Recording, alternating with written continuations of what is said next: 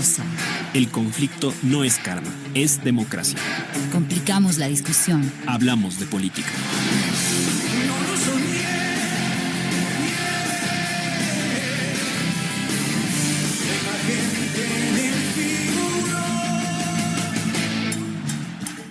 Hola con todas y todos, bienvenidos a Frente Radiosa, un espacio que, como lo decimos semana a semana, está comprometido con debatir y agitar la política. Soy Yura Serrano y hoy nos acompañaré en la conducción junto a Isabel Díaz. Hoy es lunes 15 de abril de 2024 y comenzamos con un programa más de Frente Radiosa. ¿Qué tal, Yura? ¿Cómo estás? Un saludo a ti, a quienes nos escuchan y también a nuestros invitados. Aprovecho para recordarles que estamos en vivo a través del dial de Radio Pichincha 95.3 FM y 94.5 para el noroccidente de la provincia y también para Santo Domingo y para parte de las provincias de Esmeraldas y de Manabí.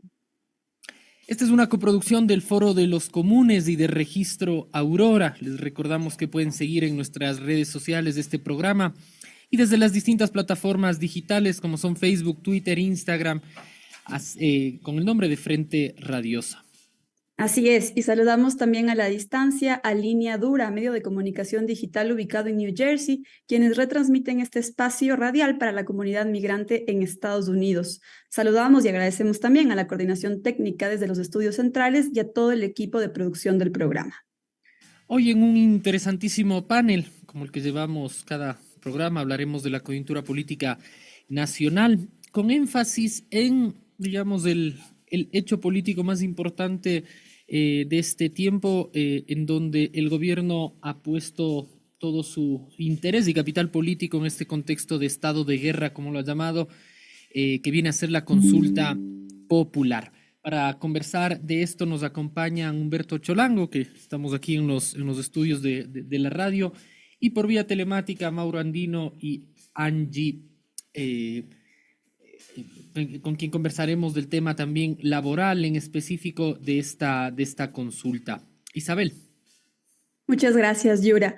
Creo que tenemos un problema, hay que prender la cámara de los estudios centrales para poder verlos. Pero bueno, como bien decías, queremos aprovechar esta hora que tenemos por delante para conversar en torno a la consulta popular, ir a fondo, pensar en los actores, el contexto en el que llegamos a votar este fin de semana, ¿no? Sabemos que tenemos ante nosotros una institucionalidad democrática absolutamente mermada y que nos encontramos bajo el mando de un presidente declaradamente autoritario, cuyas expresiones de violencia y amedrentamiento contra los que piensan diferente se multiplican cada día, sobran los ejemplos.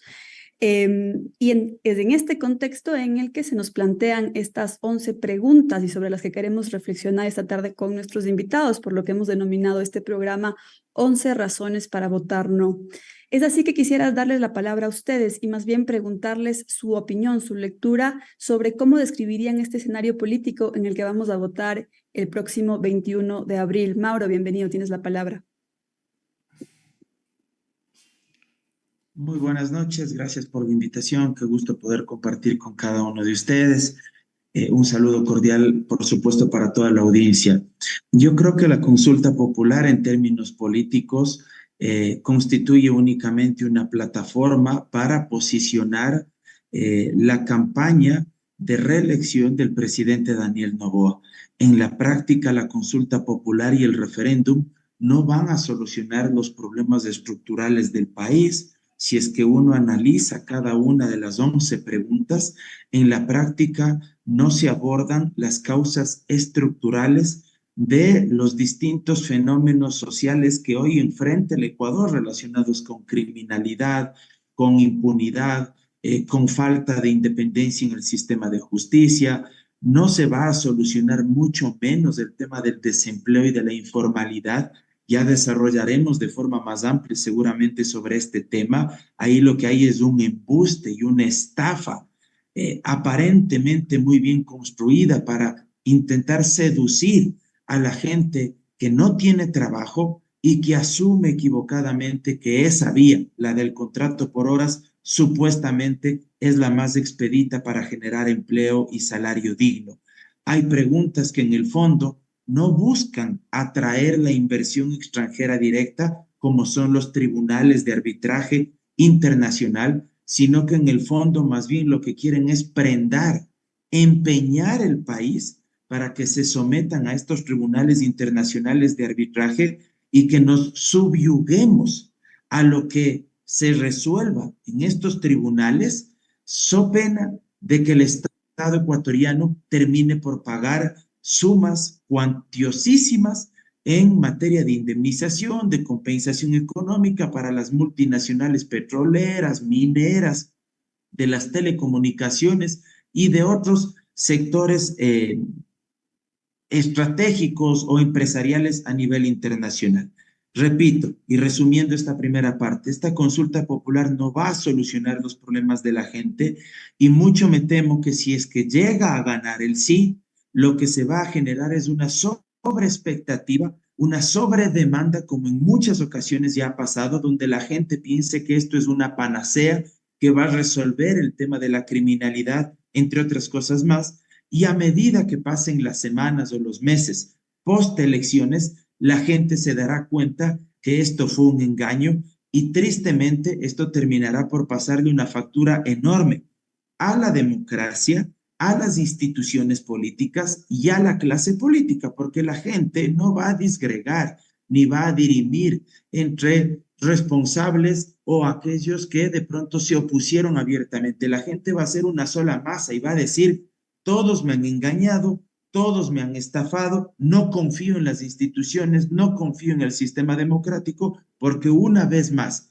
fui a votar y al final del día los problemas o siguen intactos o peor todavía, se han profundizado. Gracias, Mauro, por esta primera intervención. 3 ideas claves, entonces, como para caracterizar y habilitar la discusión. Una primera, Mauro ha dicho, la consulta popular no atiende o no resuelve los problemas agudos que está atravesando la sociedad ecuatoriana.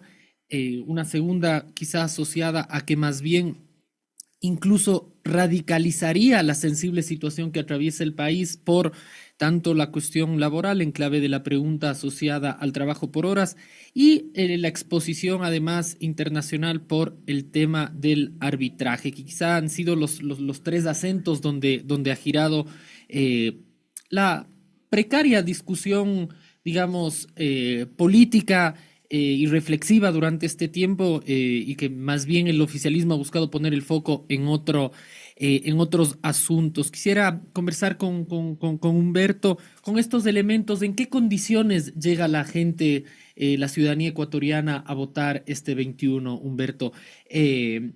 Mucho quizá asociado a la situación de conflicto, a la declaratoria de conflicto armado no internacional, este estado de guerra, esta precarización de las condiciones de vida, pero parecería que el gobierno está en una posición hasta monolítica respecto al apoyo y revalidación del apoyo popular que existe. ¿Qué significa entonces la consulta popular en esos términos? Bienvenido, Humberto. Buenas tardes, un saludo para todos los radioyentes y a los panelistas y muchas gracias por la invitación a ustedes. Obviamente, esta consulta popular como las que ha existido en el país no ha resuelto absolutamente nada ni esta va a resolver. Más bien, lo que miramos es que con esta consulta popular, lo que intenta el presidente de la República es relegitimar, ¿no?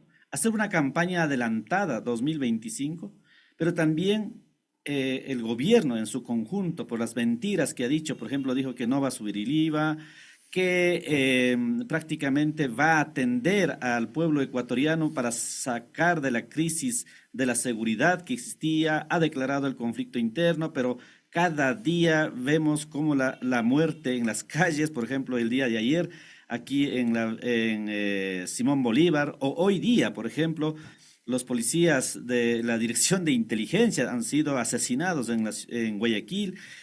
Pero también el gobierno dijo que iba a, creo que en febrero dijo, se acaba o se terminan los apagones y ahora lo llaman las desconexiones. Entonces, mentira tras mentira, el gobierno ha ido cayéndose y por lo tanto ahora quiere relegitimar, como cualquier gobierno de turno que ha hecho, por ejemplo, va cayendo su popularidad, el pueblo ya no lo confía, entonces ponen estos enganches para poder relegitimar. Primero. Segunda cosa, creo que esto hay que entender y mirar. Noboa y su gobierno están intentando no solamente hacer una consulta, sino la intención de fondo que están haciendo es desmontar el modelo de Estado que está constituido con la Constitución del año 2008, la Constitución de Montecristi, y quieren profundizar el modelo neoliberal con el tema del arbitraje internacional, por ejemplo, con el tema de la supuesta extradición o que los militares salgan a la calle. Entonces, lo que quieren es hacer un Estado medio policíaco para meter miedo a la gente, para que no funcione la democracia, sino el terror, casi una semidictadura en el país, a propósito de que existe el narcotráfico como un delito. Si el narcotráfico hay que abordar de manera política, ¿no? De manera política, y más bien el gobierno está aprovechando esta consulta para intentar decir que va a traer la prosperidad y efectivamente no lo va a hacer. Concuerdo con Mauro lo que decía, que de aquí, después de la consulta, no se va a resolver nada, el desempleo va a seguir creciente, los apagones van a continuar, hay miles de estudiantes que no pueden ingresar por más que estén dando unas becas por ahí a las universidades, por ejemplo, falta de profesores en las escuelas, falta de medicina en los hospitales. Es decir, es la profundización del neoliberalismo más salvaje que hemos visto, que derrotamos con las luchas sociales en los años 90, y por lo tanto esta consulta prácticamente llega en un momento muy complicado, y esperemos que triunfe la conciencia del pueblo ecuatoriano. Nosotros desde el movimiento indígena, la CONAIE, ha dicho con absoluta claridad que se va a llamar a toda la militancia, a todo el movimiento indígena a votar por el no 11 veces.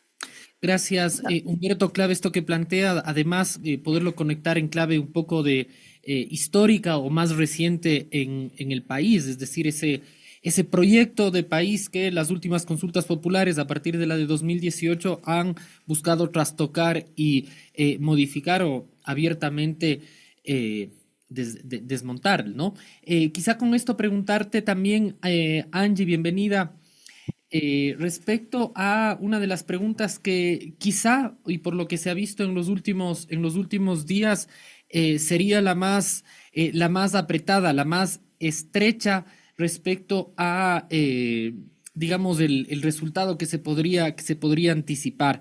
¿Está ahí el centro, el núcleo del proyecto y del modelo económico al que apunta Noboa? ¿Es este el centro o incluso puede prescindir? Porque lo que ha circulado además estos últimos días en redes sociales ha sido una contradicción abierta del presidente respecto a las declaraciones que hiciera en campaña con su determinación ahora respecto al trabajo por horas. Bienvenida, Angie Tuapanta. Hola Yura, Isabel, Mauro, Humberto, muchísimas gracias por la invitación. Yo creo que sí es importante mencionar justo lo que acabas de decir.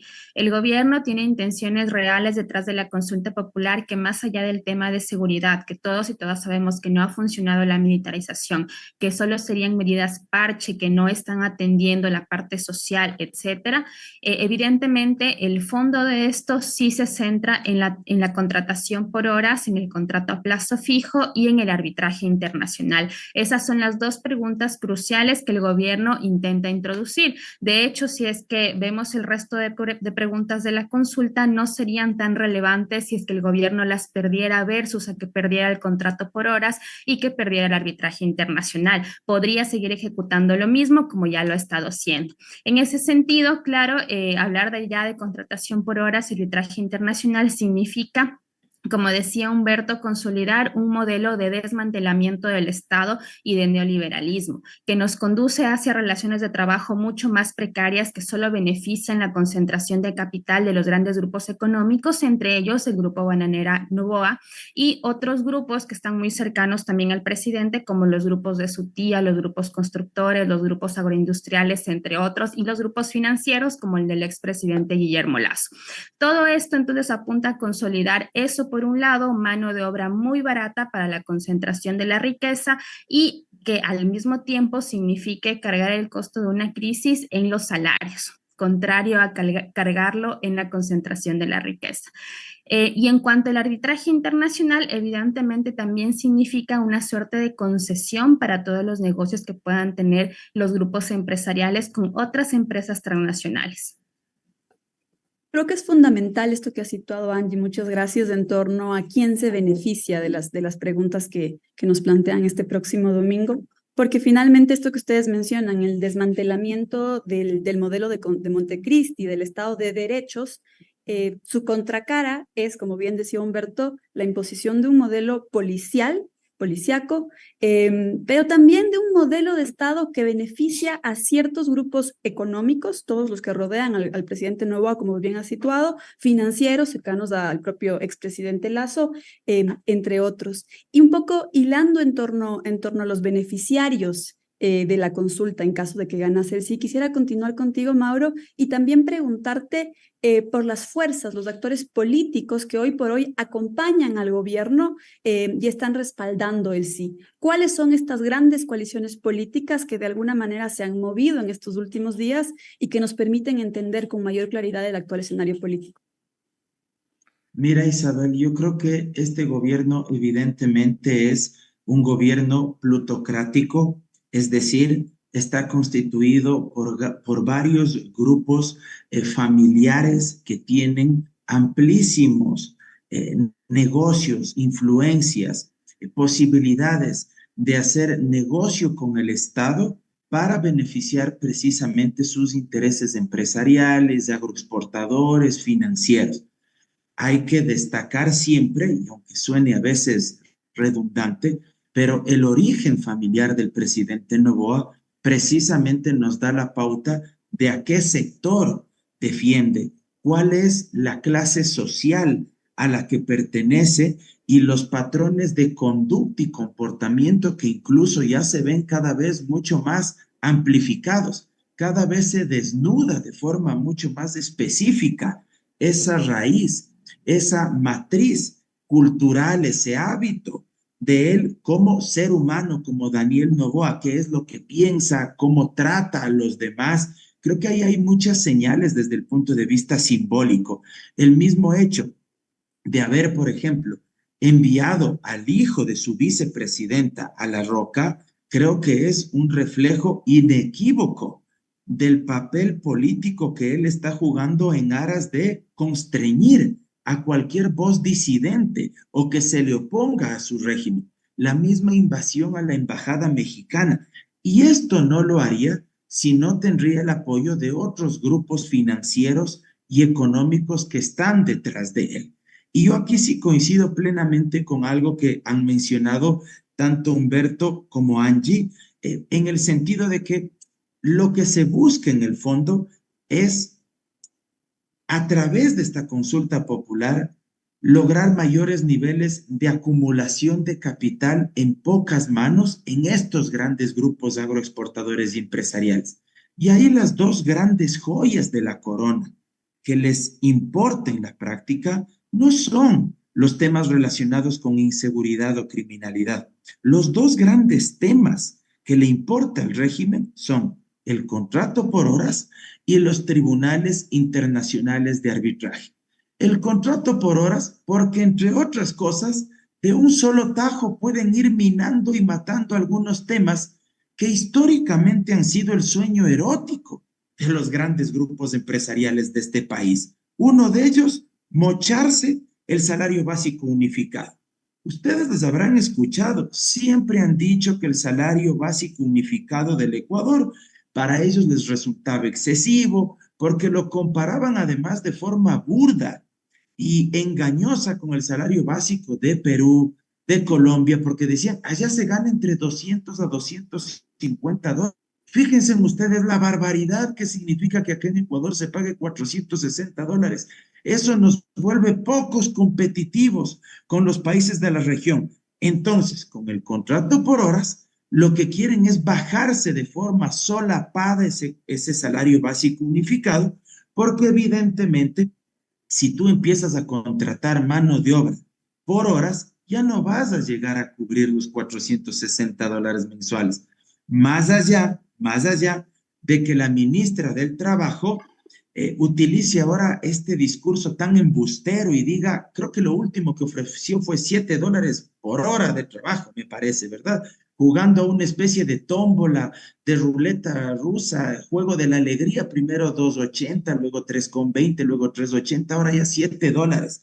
Y no me sorprenderá que el jueves, como cierre de campaña, capaz diga que 10, $11 la hora de trabajo, lo que va a pagar. Entonces, eso es lo que está en juego en el fondo. Y de Yapa, esto se conecta con el seguro social. Igual, otro sueño erótico, húmedo que han tenido las élites empresariales. Bajarse la seguridad social y que ésta se privatice. ¿Cómo lo lograrían? A través del contrato por horas. La caja del Seguro Social se nutre de los aportes de los empleadores y de los trabajadores vía trabajo formal. Si es que vamos a constitucionalizar la informalidad, lo que vamos a conseguir es que el IES recaude menos. Que yo no sé cuánto será el aporte patronal si es que aquí se instaura el contrato por horas. Y si es que hay menos aportes patronales, van a existir menos recursos en el IES para poder garantizar las distintas prestaciones sociales para jubilados, para afiliados a través del sistema de salud del Instituto Ecuatoriano de Seguridad Social. En un momento determinado van a decir, como hay menos aportes y el IES ya venía sufriendo una crisis económica, entonces no faltará el que diga, hay que reformar la Constitución para privatizar el IES y pasar a manos privadas. Es decir, esos son los puntos de trasfondo que en verdad les importa, sin perjuicio de que podríamos mencionar otro relacionado con el de los tribunales internacionales de arbitraje. Disque quieren inversión extranjera directa, porque supuestamente si nos sometemos a tribunales internacionales, los inversionistas van a tener más confianza y nos van a llover los capitales extranjeros.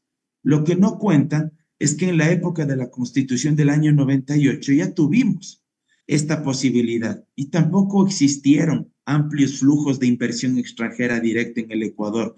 Y lo que sucedió contrariamente es que las multinacionales nos demandaron como Estado y terminamos condenados a pagarles ingentes, amplísimas sumas de dinero, que hoy de por sí están en juego ante cortes internacionales, con la misma Chevron, que ahora, no conforme con haber destruido nuestra Amazonía, con toda la contaminación ambiental que provocaron y el daño a la vida de los miembros de esas comunidades, hoy piden el vuelto de algo más de 2.500 millones de dólares como compensación que tendría que pagar del Estado ecuatoriano.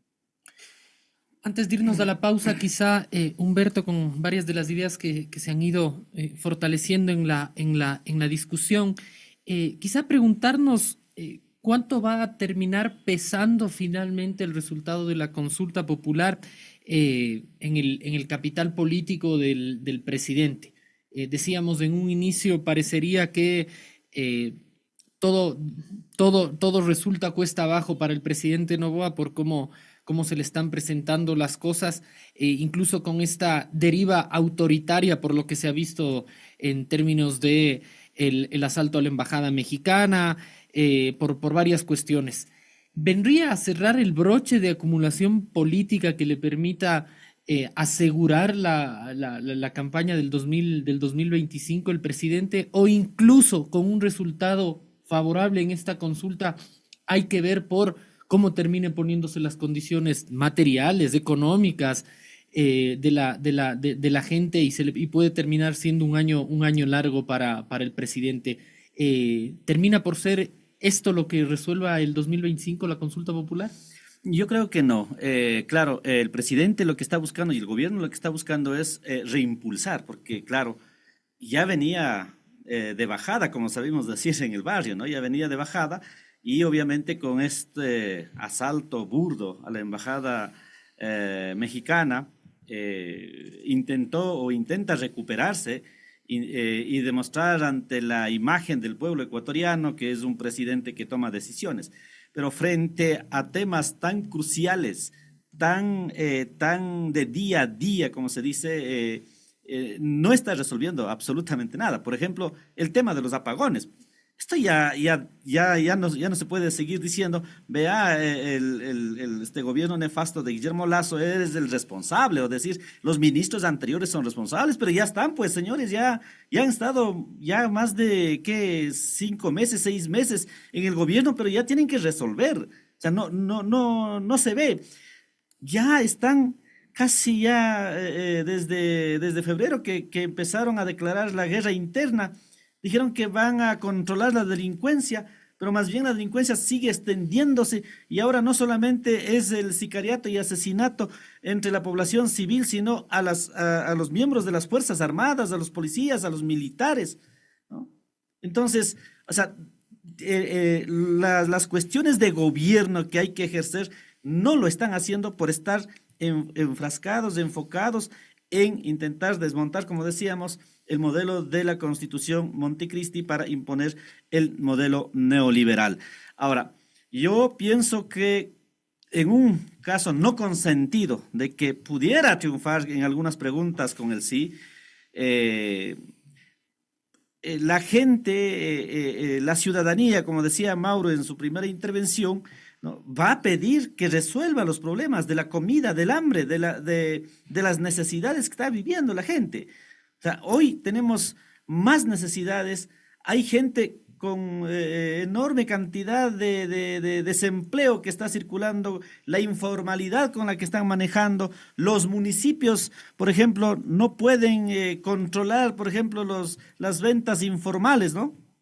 Las ventas informales, los municipios sin los recursos no pueden atender los servicios básicos y así una infinidad de cosas que va a ir sumando y obviamente que esto puede ir nuevamente minando la imagen del presidente de la República y obviamente que las ideas, las propuestas, la creatividad que se tenga a futuro, de aquí tal vez hasta octubre o las elecciones primarias que vendrán en cada uno de los partidos de movimientos políticos, puede estar definiendo para el 2025. O sea, el presidente obviamente está queriendo reimpulsar y gastar 60 millones de dólares innecesariamente en una campaña de publicidad de él y que absolutamente de pronto puede terminar siendo un asunto bochornoso en el país, porque ya se ha visto no solamente en el Ecuador, sino en otras partes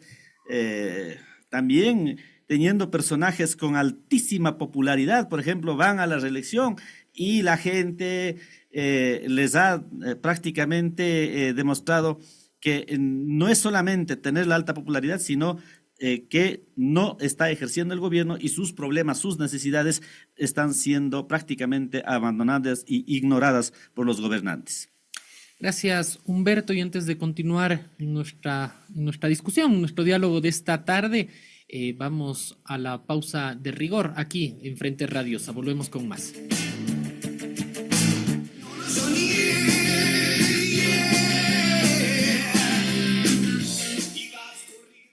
Seguimos con más de Frente Radiosa. Estamos conversando sobre los contextos, actores y sentidos de la consulta popular y lo que nosotros aquí desde el programa y también nuestros invitados consideran son 11 razones para decirle no a esta deriva autoritaria del gobierno y a un modelo que busca imponerse e imponer los intereses de las clases dominantes. Y desde ahí quisiera volver contigo, Angie, y aprovechando tu experticia en temas laborales, preguntarte, ¿cuáles serían los principales afectados de imponerse el tema del trabajo por horas?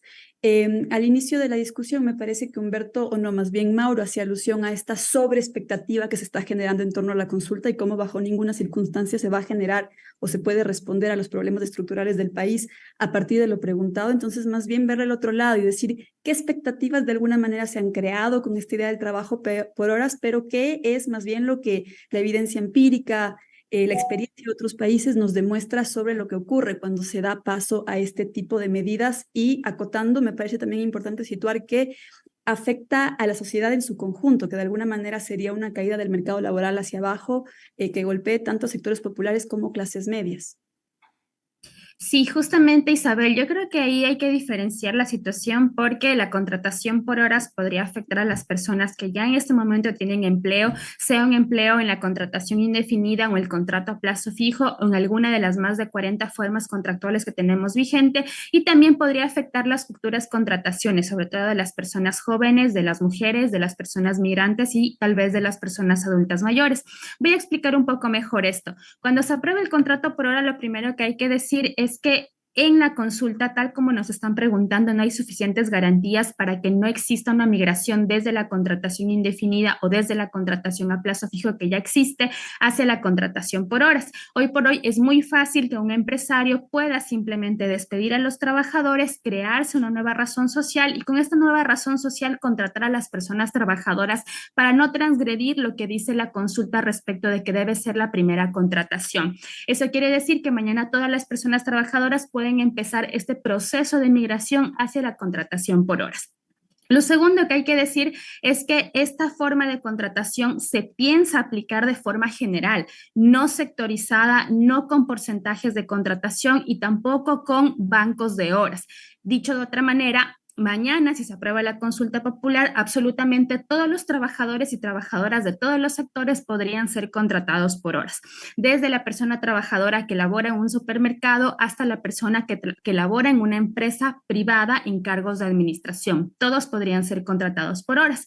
Tampoco existe este porcentaje máximo de contratación, lo que quiere decir que también mañana el 100% de los trabajadores de una empresa privada que tiene trabajadores bajo el Código del Trabajo podrían estar contratados por horas.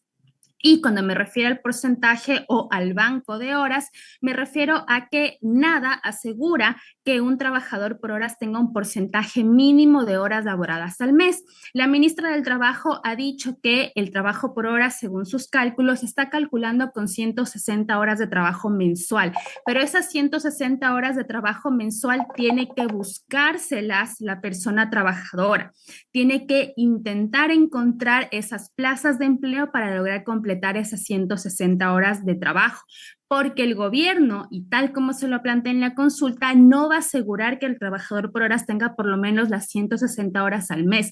Eso significa que podrías tener una hora al mes y que en el mejor de los casos, ojalá puedas tener las 160 horas.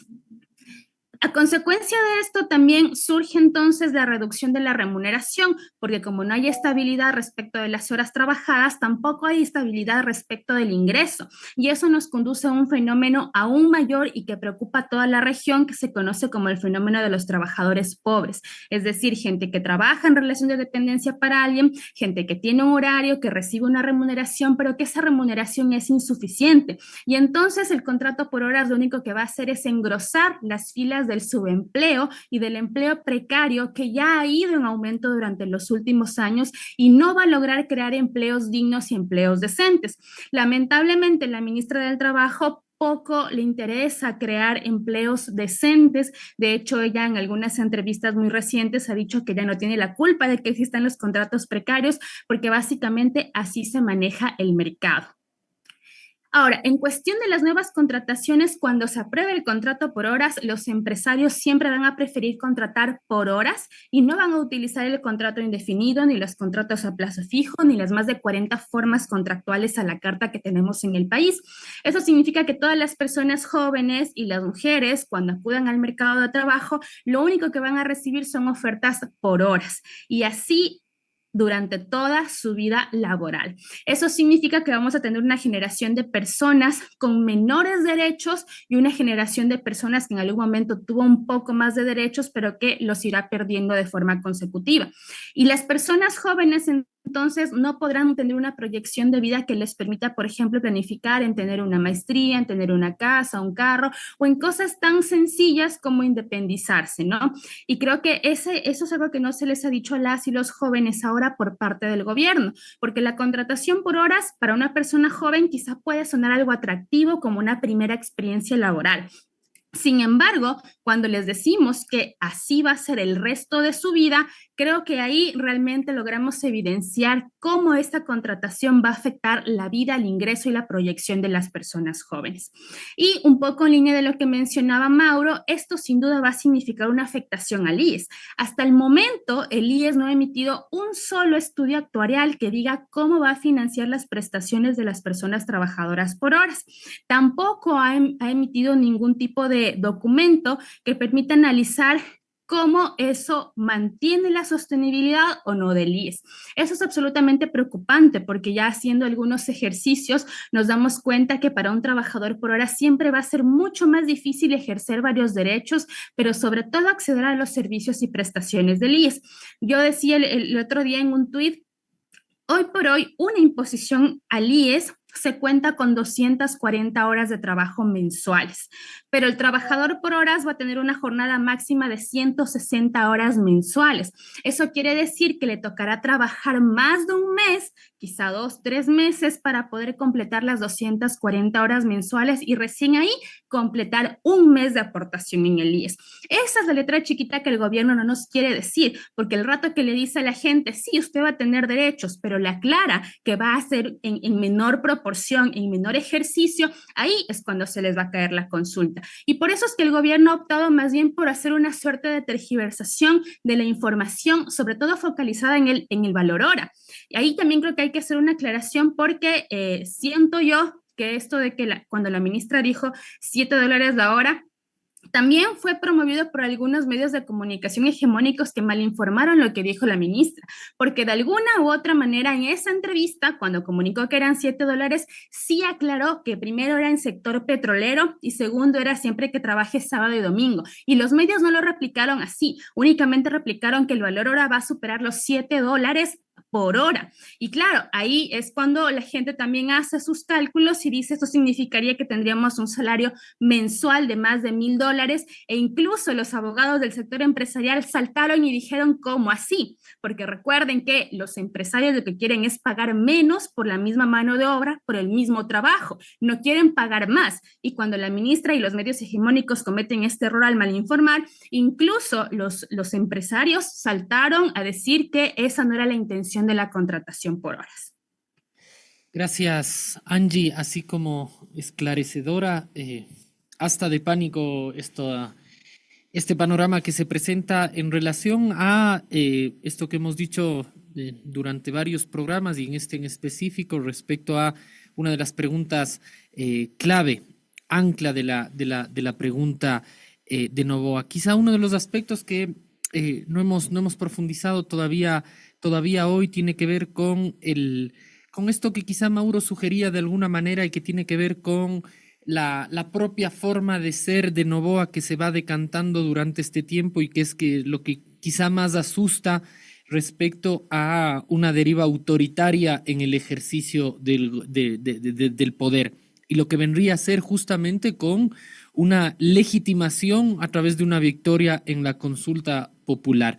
Mauro, de manera concreta, ¿qué podemos esperarnos de este gobierno si ya en estas condiciones actúa de manera autoritaria como la hemos visto durante este tiempo?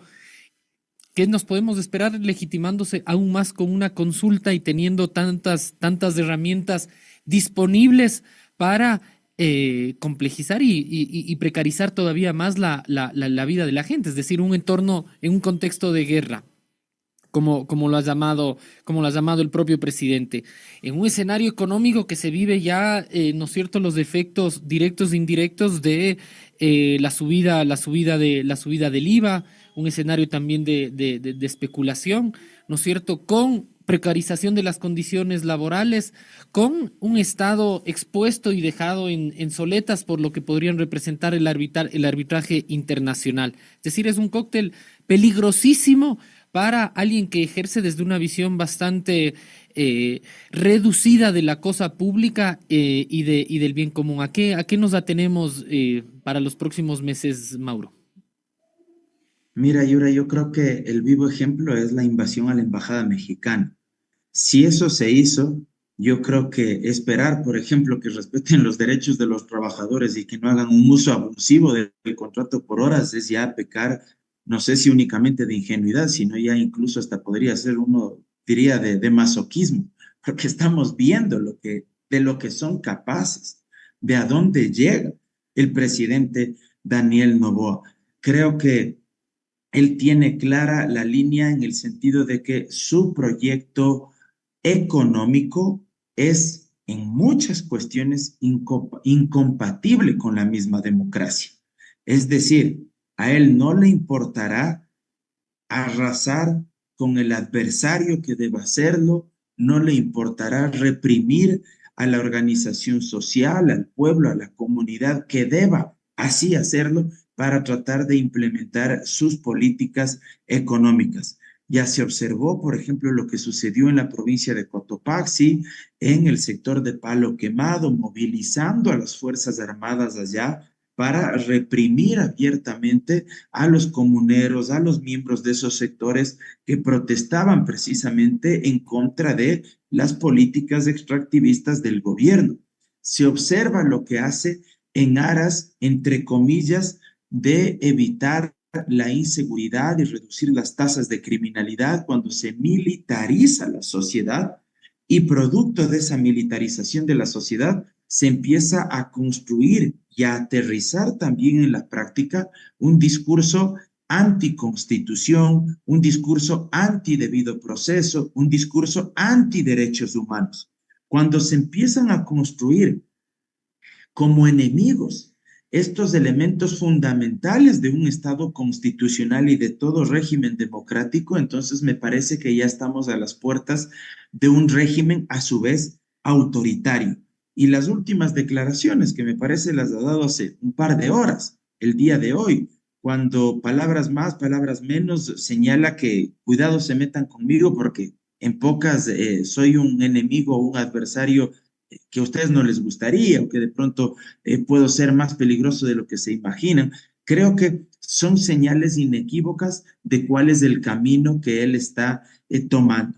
Creo que el objetivo fundamental de esta consulta popular, por un lado, reitero, generar condiciones de mayor acumulación económica del capital en pocas manos, de explotación en contra de la clase trabajadora, de someternos a las multinacionales y de otra parte también acumular capital político, él como Daniel Noboa, agrandar su músculo político, su capital social para tratar de construir esta plataforma electoral respecto de lo que se viene, de las elecciones del 2025 y de su probable reelección, al punto que no tuvo empacho incluso de ordenar a través del SNAI que al hijo de su binomio presidencial le trasladen a La Roca como si se tratara, estoy diciendo que sea inocente, eso lo determinará la justicia, pero como si se tratara de un delincuente de alto vuelo, de altísima peligrosidad, lo cual devela que su intención es utilizar el aparato represivo y punitivo del Estado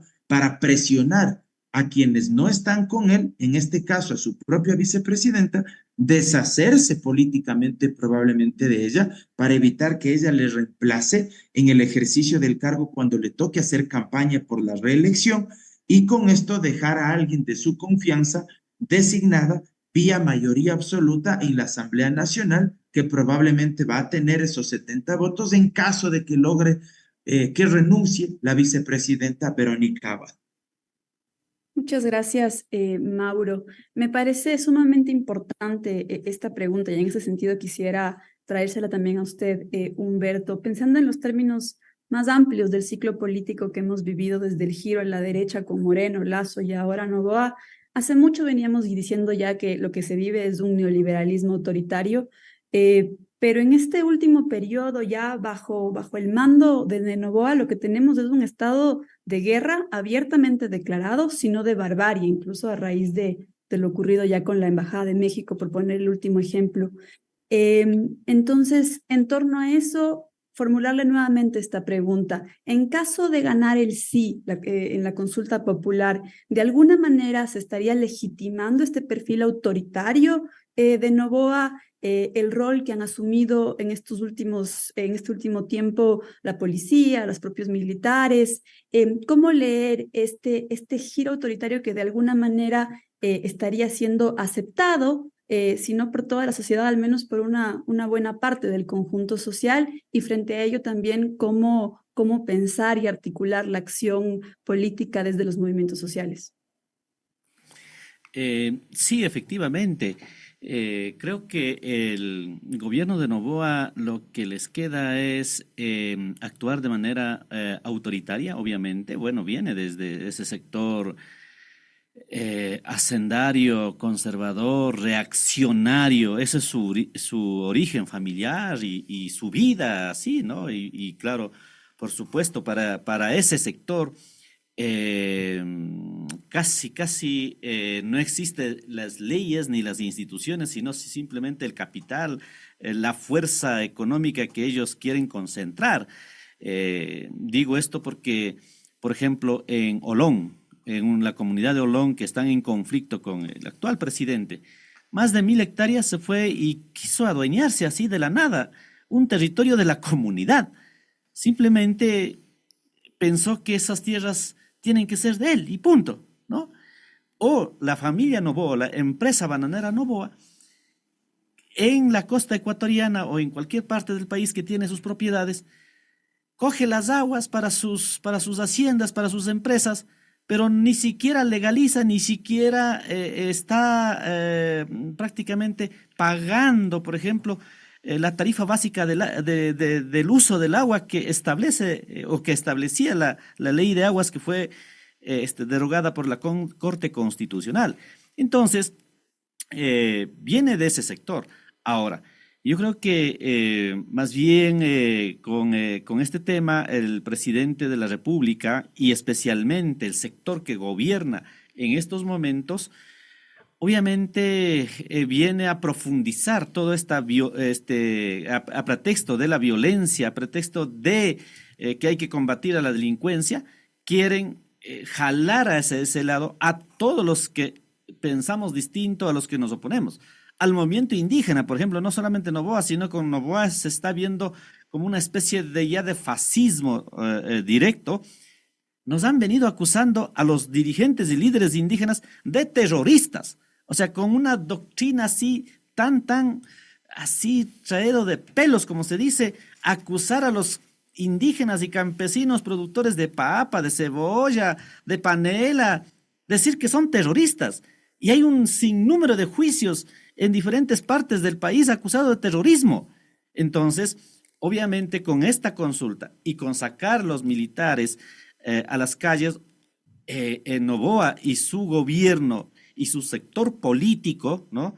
Y su doctrina política, lo que intentan es más bien intentar disciplinar a la sociedad ecuatoriana para pasar su modelo, como decíamos, neoliberal. Y obviamente dentro de este neoliberalismo ya se ha dicho el tema del arbitraje internacional. ¿Y por qué el tema del arbitraje internacional? Porque obviamente no es que es para poder atraer las inversiones, sino entregar, como se ha entregado sin ton ni son el territorio nacional, por ejemplo, a las grandes mineras, especialmente los territorios de los pueblos indígenas. Y finalmente, creo que hay que tener una cosa clara. Las Fuerzas Armadas y la Policía Nacional, ¿no? Se entendía que las Fuerzas Armadas es un sector, unas Fuerzas Armadas más nacionalistas, más apegadas a la sociedad. Pero con esta consulta, con lo que están declarando la guerra interna, que no solamente están diciendo la guerra interna, porque cuando hubo lo del palo quemado dijo, cuidado que estamos en conflicto interno. O cuando Leonidas Sisa por ahí dijo, posiblemente puede haber una movilización, dijo, cuidado que estamos en la guerra interna, ¿no? Entonces lo que intentan es llevar a las Fuerzas Armadas hacia unas Fuerzas Armadas represivas, hacia unas Fuerzas Armadas estilo Pinochet, ¿no? Estilo Videla en Argentina. O sea, eso sería nefasto para una sociedad, nefasto para nuestras democracias. Gracias, Humberto. Nos vamos aproximando al cierre de este programa y quisiéramos tener una última intervención con nuestros invitados, con nuestra invitada sobre todo. Entonces, a ver si condensamos en un minutito de cierre con cada uno. Angie, uno de los aspectos que ha circulado mucho en redes sociales desde sectores, entre comillas, moderados o inclusive más cercanos al presidente Noboa es un ejercicio de distinción en la lectura y hasta en el posicionamiento de la consulta popular. Es decir, no todo es negativo. Si las preguntas de arbitraje o las laborales no pasan, ustedes no estarían apoyando, por ejemplo, el tema de seguridad. ¿Qué posición se tiene desde los distintos sectores, sobre todo asociados al sindicalismo, a las fuerzas del trabajo respecto a esta consulta? ¿Hay un no rotundo a la consulta popular de Noboa? ¿Hay un no matizado, como algunas organizaciones políticas han llamado a posicionarse? ¿Cuál es el no finalmente que debe cristalizar desde los distintos sectores este próximo domingo? Claro, Yura. El Frente Unitario de Trabajadores le ha dicho enfáticamente no a la consulta popular, pero sobre todo no al contrato por horas y no al arbitraje internacional. Hay por ahí unas 2 centrales sindicales que no corresponden al Frente Unitario de Trabajadores, que se han caracterizado por ser progubernamentales, que en efecto están conversando con el gobierno para la aprobación del trabajo por horas, pero insistimos, son apenas 2 centrales poco representativas. El Frente Unitario de Trabajadores le ha dicho que no a la consulta popular, por 3 razones que yo considero son sustanciales. La primera, que como hemos conversado aquí, el contrato por horas y el arbitraje internacional están absolutamente lejos de solucionar los problemas estructurales, tanto en la economía como en el empleo que tenemos en Ecuador. La segunda es el contrato por horas no va a crear nuevos empleos porque no tiene esa magia. Si así fuera, las más de 40 formas contractuales que tenemos actualmente vigentes ya hubieran solucionado nuestros problemas de informalidad y de baja regulación del trabajo, pero no ha sucedido. El contrato por horas únicamente va a traer más precarización, más subempleo, más trabajadores mal pagados y más mano de obra barata para el empresariado. La tercera razón por la que se dice que no al contrato por horas es porque ya en este momento es absolutamente difícil sindicalizarse para los trabajadores por empresa y no nos permite el Ministerio del Trabajo sindicalizarnos por rama. Ni este ni los gobiernos anteriores lo han permitido.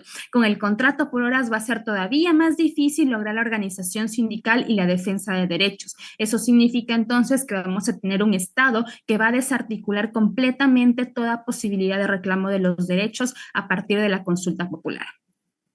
Gracias, Angie. Mauro, ¿qué es lo que se dirime este domingo? Un minuto, por favor. Yo quisiera ser muy específico en el tema relacionado al contrato por horas. Vote no en la consulta popular, pero sobre todo en el contrato por horas, porque el anexo de esa papeleta es un embuste y es una estafa. No está esta metodología de cálculo para definir cuánto le van a pagar a usted por hora trabajada. No está definida ahí una metodología para clasificar en función de la rama o de la actividad económico-profesional el valor de hora trabajada que usted justamente debería cobrar. Si es que usted es médico, si es que usted es docente universitario, si es que usted es profesional o si es que usted es un humilde trabajador de las plataformas de reparto, no hay ninguna clasificación para definir el valor de hora trabajada. No está garantizado en el anexo el pago de décimos, el pago o compensación de vacaciones. ¿Qué va a pasar si es que usted tiene 12 empleadores distintos durante un año? Un empleador por horas mensual. ¿Quién le va a pagar los décimos? ¿Quién le va a pagar o le va a compensar o le va a reconocer el tema de las vacaciones? No está definido cuánto va a aportar el patrón o el empleador a su afiliación a la seguridad social y cuánto va a pagar usted como obrero. No será sujeto de crédito, trabajadora del país, porque cuando usted vaya al banco y pide un crédito hipotecario para comprarse una casita, un departamento o un crédito productivo para emprender un negocio, le van a decir quién es su empleador, dónde trabaja, cuánto gana mensualmente, tiene estabilidad, y usted va a responder que no tiene ninguno de esos elementos, negado el crédito hipotecario, negado el crédito productivo para cumplir su sueño de tener casa propia, de tener un negocio propio. Si usted es trabajador, no va a tener derecho a utilidades. Si usted trabaja durante 20 años por contrato por horas, que podría ser el caso, no va a tener derecho a una jubilación patronal, etcétera. Hasta las pensiones alimenticias se van a ver afectadas para las mujeres, para las madres, porque el obligado principal va Mauro, a tener que nos pagar en tenemos que quedar función justo de lo ahí que tenga, vamos a de lo, tener de que lo que dejarle tenga por el contrato por sin horas. su minuto de cierre a Humberto, con quien seguiremos discutiendo en nuestras plataformas. Agradecemos a todos quienes nos han seguido el día de hoy. Tenemos que enlazarnos a una cadena y por eso siempre se nos queda corto el tiempo. Agradecemos a Angie, Mauro y Humberto. Nos vemos la próxima semana. Hasta luego.